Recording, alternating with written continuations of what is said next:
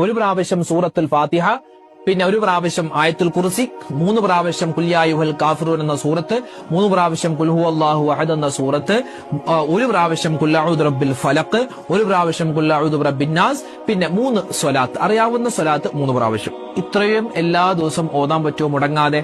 എങ്കിൽ ഇൻഷാ അല്ലാഹ് വെച്ചടി കയറ്റമുണ്ടാകും. കച്ചവടത്തിൽ ഖൈറുണ്ടാവാൻ, അതുപോലെ ശമ്പളം മുടങ്ങിക്കിടക്കുന്നു അത് തിരിച്ചു കിട്ടാൻ, അതുപോലെ സ്ഥാപനത്തിലേക്ക് ആളൊന്നും വരുന്നില്ല. ഇപ്പോ ചില ആളുകൾ പറയാറുണ്ട്, എന്ത് കൈനീട്ട കച്ചവടം പോലും കിട്ടുന്നില്ല എന്ന്. കൈനീട്ട കച്ചവടം എന്തെങ്കിലും ഒന്ന് കിട്ടണ്ടേ, അതുപോലും കിട്ടാതെ. അതുപോലെ തന്നെ ഇതൊക്കെ നമുക്ക് കച്ചവട സംബന്ധമായ കാര്യങ്ങൾ മാത്രമല്ല, നമ്മുടെ ഈമാൻ ഉറക്കാൻ സൂറത്തുൽ കാഫിറൂന്റെ ശ്രേഷ്ഠതയാണ്. നമ്മുടെ ഈമാൻ ഉറക്കും, ഈമാൻ പാറ പോലെ ഉറക്കാൻ, ഇബ്ലീസിന്റെ ഷർറിനെ തൊട്ടുള്ള കാവൽ കിട്ടാൻ. അതുപോലെ തന്നെ 4 പ്രാവശ്യം ഈ സൂറത്തുൽ കാഫിറൂൻ ഓതിയാൽ നമുക്ക് എന്താ പ്രതിഫലം എന്നറിയോ? ഒരു ഖത്മ് തീർത്ത പ്രതിഫലമാണ്.